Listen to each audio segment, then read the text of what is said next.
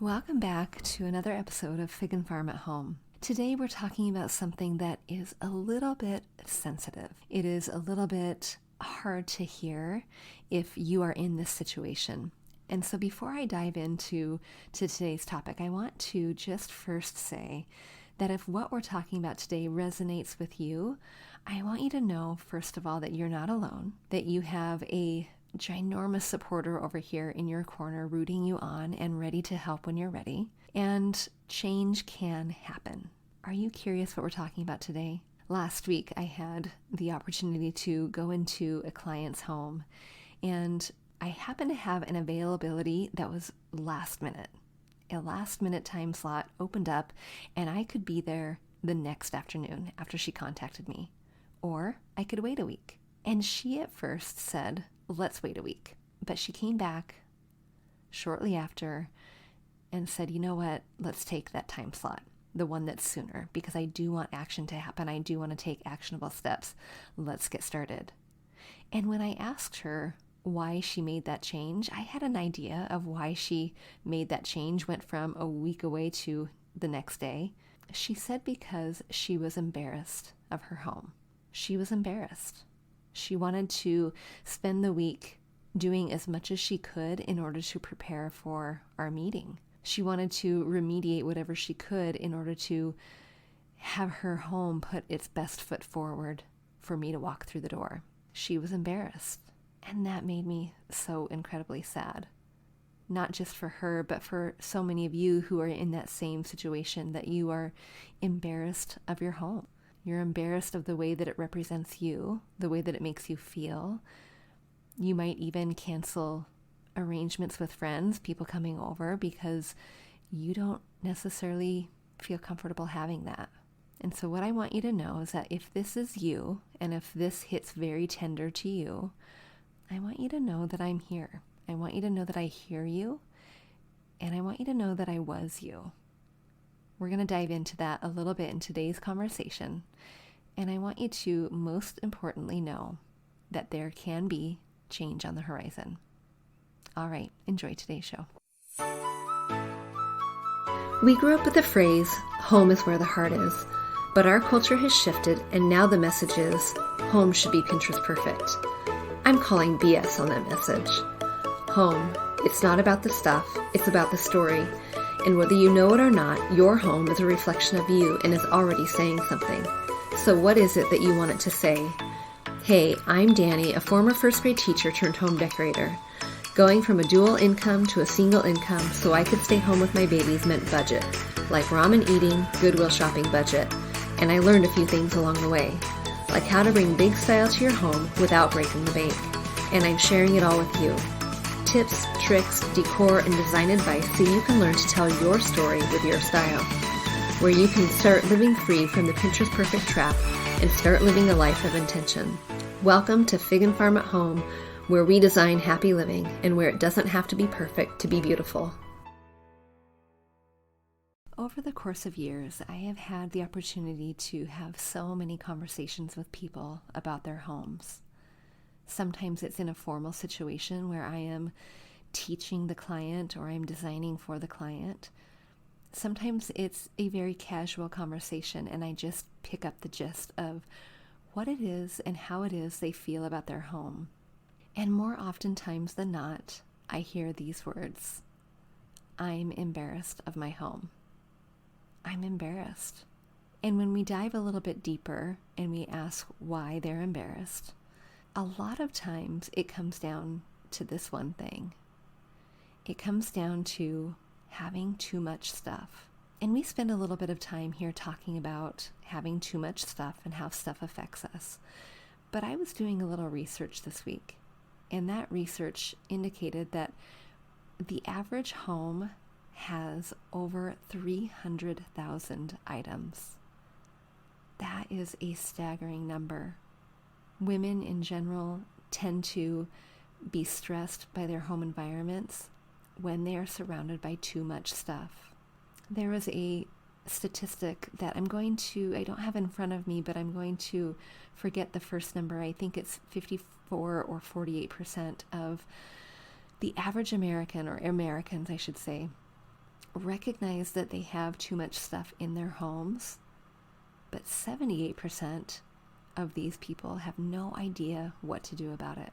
And that's just the stuff. But embarrassment, when we look a little bit deeper, when you have embarrassment over your home, when you don't want to invite other people in, when you feel even not settled in your own space, not settled enough that you don't even enjoy being in your own four walls, that can be problematic.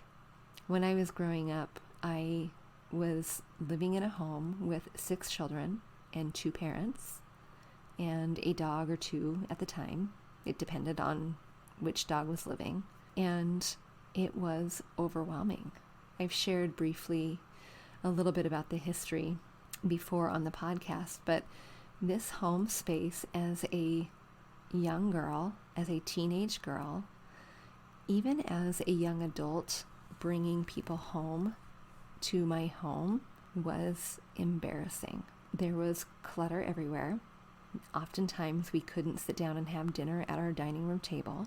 If we wanted to, we had to move all of the stuff that was piled on top of the table in order to make space, and then we might have to actually move the table away from the wall, change the tablecloth, dust the chairs. It was not a pretty picture. And how heart-wrenching for this young child who may have wanted to have a birthday party with their friends, or to host a sleepover, or to bring her high school friends home because mom was a great cook.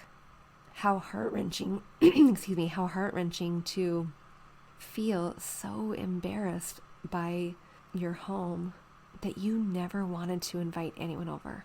So the opportunity of having your parents meet your friends happened on basketball games, happened before or after volleyball games, happened in neutral areas that weren't necessarily cozy or intimate like a home setting would be. Home matters. Home matters so incredibly much. And if you are the homeowner listening, which you probably are, or the home dweller, I should say, you probably are, the environment that you create for your family, the environment that you create for your kiddos, even your fur babies, that environment has a lasting effect on the people you share your home with, including you. It took years and so much trust and vetting for me to, as a kiddo, as a young adult, as even a teenager, it took years and vetting for me to figure out which friends I felt safe enough to invite into my home, which friends I felt safe enough to invite over who I wouldn't think would judge me for the home environment I lived in, I grew up in, I spent my time in. That to me is so incredibly sad. And what I want to know is that I can't make you care about your home, but I have a feeling that you do if you're listening. I have a feeling that that first step for you, whether you're taking action in other ways or not, that first step is listening. That first step is wanting change and maybe not knowing why you're listening to a decorating podcast. Maybe having no idea, but you're already doing something about it. In my home environment, I couldn't necessarily control because I was a kiddo living underneath my parents' roof. But the place I could control, you better believe I did. It was my bedroom, where I shut the door and I decorated to my heart's content in a way that 14-year-old Dani, 15-year-old Dani could do. In a way that I could allow myself the freedom and the space to do that. To have as few or as many possessions that I wanted, to have them hanging on the walls or not, to move my furniture where I wanted, and to make things pretty. My room was my respite. And if you are the homeowner, the home dweller, the queen of the home, as most of us mamas are, it's not only up to you, because you do share your space with your family, but a lot of times the things in home are. And if it is, you don't have an obligation, you have an opportunity. And that opportunity is sitting before you, and it's a really lovely one, because what you do in and on your walls allows for your family to be nurtured in a way that maybe they haven't been yet, or maybe they will forever remember. Now, I know that a lot of times when you open your doors, it is not just about what you see, it is about what you feel. But if you are in that point of feeling embarrassed of your home, you are feeling that feel of embarrassment, you're never going to open the door for others. So you won't ever have that opportunity of allowing yourself that space, that time to let you, the heart of you, love on others who walk through your door. Because you have put that barrier in front of yourself, and that barrier is the shame of your home. All right, friends, if this is something that resonates with you, let's take some action. Let's do some action steps. So I want to talk about, first of all, maybe where this embarrassment comes from, and to recognize maybe you don't know if you're embarrassed of your home. I don't know. We're gonna give you something to think about with that too, and then some action steps for what you can do about it. So interestingly enough, embarrassment of your home is not a new thing. It's not. What's new to me is that it has a name, and I didn't know it had a name. You know, we've heard the buzz terms body shame, and we know exactly what that means because it's been around for so many years, but house shame is the term in the decorating community, in the designing community, that it describes exactly what we're talking about today. And they even go on to coin another phrase that looks better on paper than it sounds, but it's house-bearissement, like house and embarrassment together. Maybe there's a fancy way to say it, I don't know. But those two words, house shame and house-bearissement, are exactly what we're talking about. And it is no surprise that the number one way or reason why we might have house shame is because of the influences that surround us. You know, when I was growing up, we didn't have those influences. The influences I had around me were what I saw in and around my home and my friends' homes, and that was it. But today, we bring those things inside of our homes. We willingly choose to acknowledge, to take in all of these things that continue to, almost like a hamster wheel, add to the shame we might be feeling. You can imagine TikTok, Instagram, Pinterest, Tweedledee, I don't know. Is it on Twitter? I have no idea. Is it even called Twitter anymore? X? But it surrounds us. And of course, all of the design shows that are so fun to watch, the before and the after, but wow, are there so many. Channels, not even channels, network upon network upon network that are designed to show before and after, and all of that can be inspiring, it can be informative, it can be entertaining, but it can also be shame-inducing. Magazines, of course, those are maybe a little easier to just ignore than Pinterest or Instagram.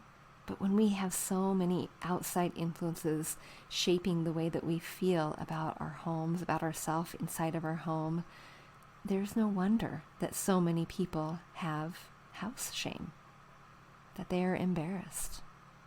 A lot of times there's that recognition. It's like the finger pointing right back at you. It's like a blinking light, right? The recognition of your poor choices or your inability to clean or organize, or your, I don't want to even say your lack of learning or your lack of knowing, but a skill you have not learned yet. And it could be any of those. A skill you have not learned yet might be organizing. A skill you have not learned yet could be decluttering. A skill you have not learned yet could be decorating your home. All of those things mentioned are teachable. The sounds of summer are gone. There are no more kids running through the house half naked and dripping wet from the sprinklers. You're no longer stuck in the kitchen fixing snacks 10 minutes after you put lunch away. The house is a little bit more quiet, and you have a little bit more time to yourself now that kiddos are back in school.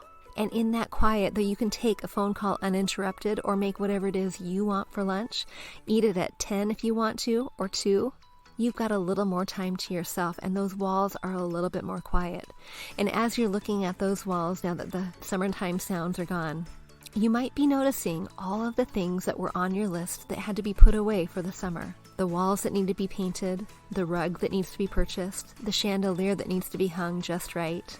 How do you hang that gallery wall? And which color of pillow should you have? Those questions are coming to the forefront of your mind, and I get it. So that's why I'm hosting a live 2-day workshop where I teach you how to create a cozy, cohesive looking home on a budget. This 2-day workshop is happening September 25th and 26th, 9 a.m. Pacific time. And I want you to join me so that you can learn the foundations for creating a cohesive, cozy looking home. But hey, I get it. If you can't join me live because you're rushing through the aisles of Trader Joe's, gleefully throwing in whatever it is you want into your cart, no worries. Register for the workshop and I'll send you the replay so that you can learn how to create a home that you delight in, a home that is cozy and cohesive, a home that makes you smile ear to ear, room to room. You can register for the workshop by going to bit.ly/cozy home workshop. I'll see you there. So how do you know if you are embarrassed of your home? How do you know that? Here are 3 questions that you can ask yourself. And if you answer yes to any of these, I want you to think about the action steps that we're going to be talking about. Do you or have you made excuses for why people can't come over? If it is book club night, if it is bunko month, if it is wine night, if it is neighborhood yard sale planning committee, and someone is looking for a host home, do you make excuses for why you can't host? Why you can't invite people in? Do you make excuses? No, I'm not available. I'm too busy. My schedule isn't full, but I can go over to that house. I can go over to your house. If you make excuses, that could be one indicator that you have embarrassment of your home. The second thing that you might do to indicate embarrassment is to apologize for the state of your home when someone is welcomed in. The first thing you might say is, "Hi, how are you? Come on in. Oh, I'm so sorry for the mess." And there's 2 things on the floor, or multiple things, or a stack of things on your dining room table that is allowing you or keeping you from having dinner there. I'm so embarrassed. Or not embarrassed. I'm sorry for it, because you haven't acknowledged yet that you're embarrassed about it. You're sorry for whatever it is that they might be seeing. And the third thing that I've noticed is unprompted communication about the projects that you have yet to start or the projects that are yet to be done. A friend comes over, you welcome them in, you might have gotten past the "I'm sorry for" stage, but now you're moving on to, "Oh, we're going to get to this. We're going to hang that wine rack up. We're going to put the bookshelf here." The plans that you have in place in your home, or the ideas you have in mind that are unprompted, unsolicited by your guest. If you have said yes to any of these, or a shouting, resounding yes to all of them, maybe you might be embarrassed of your home. So now what do we do about it? The first thing I want you to do, and this of course is going to require a pen and paper, but I want you to reflect on why. I want you to just get it out on paper. Talk to a trusted buddy. Talk to your spouse. Go talk to yourself. Take a walk and think about all of the reasons why you might feel embarrassed about your home. What is it?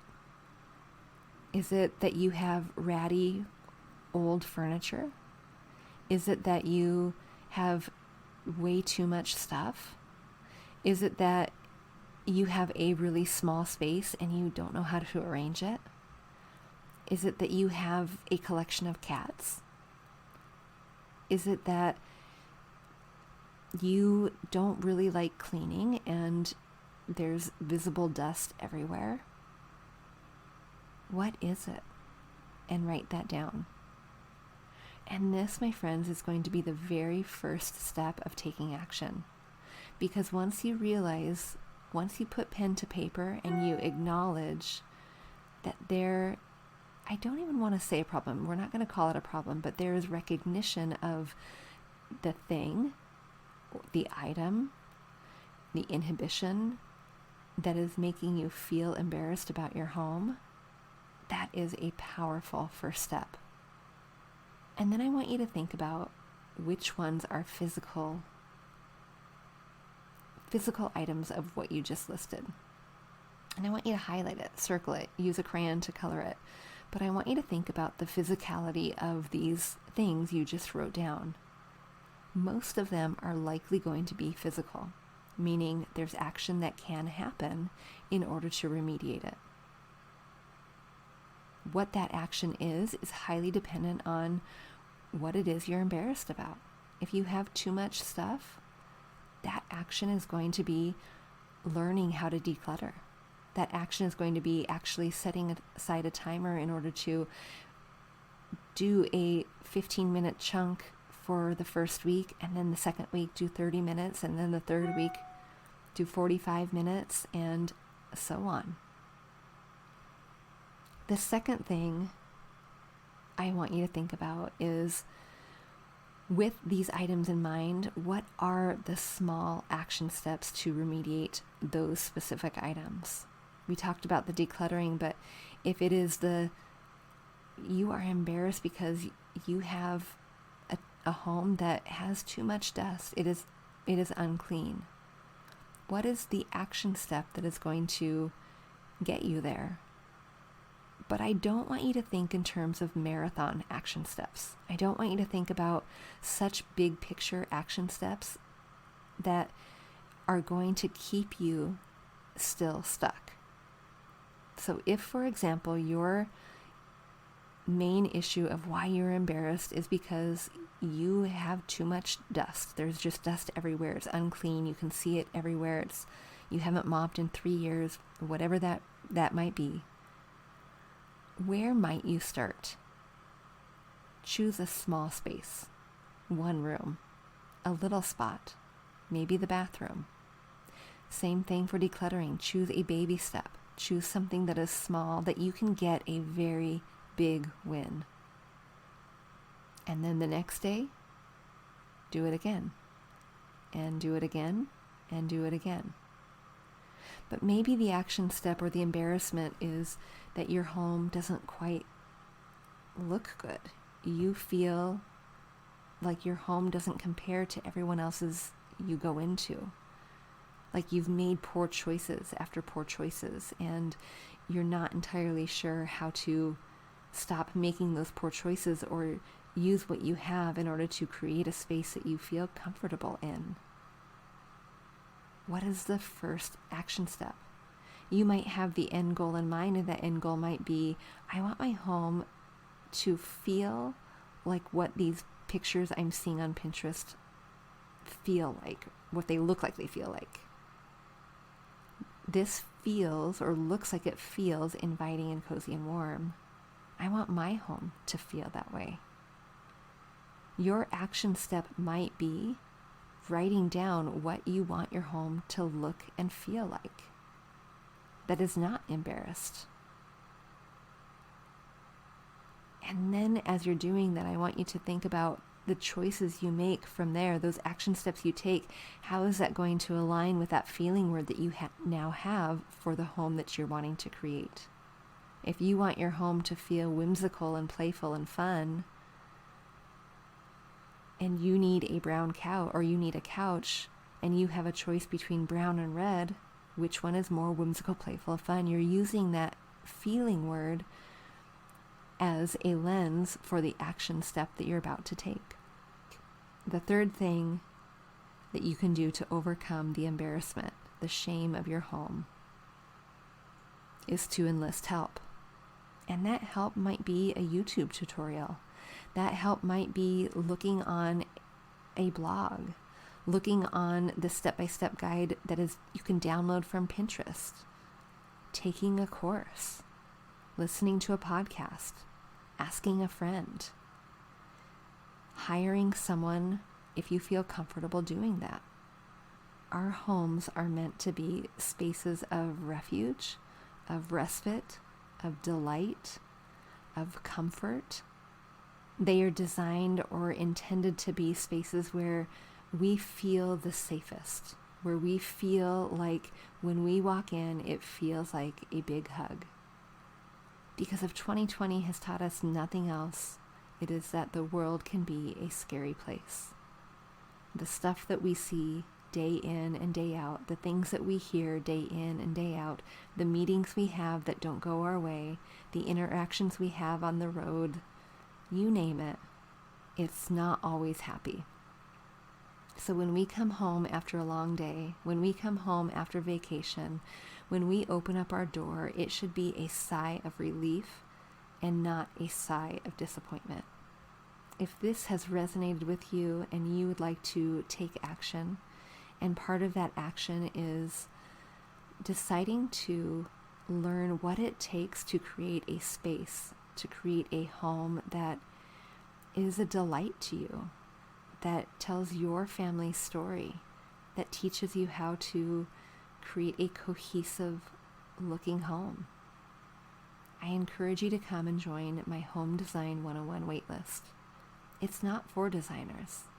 It's for people like you, with homes like yours, with budgets that are real. It's intended to teach you the art of home, because design is teachable. Creating a space that you love to come home to is absolutely, positively teachable. The link to register for that waitlist is in the show notes, and the doors open at the end of September. All right, friends, until next time, I will see you soon. Hey, real quick before you go, if you learned something new or found value in today's podcast, would you head over to iTunes to Fig and Farm at Home and leave a review and subscribe to the show? That would be awesome.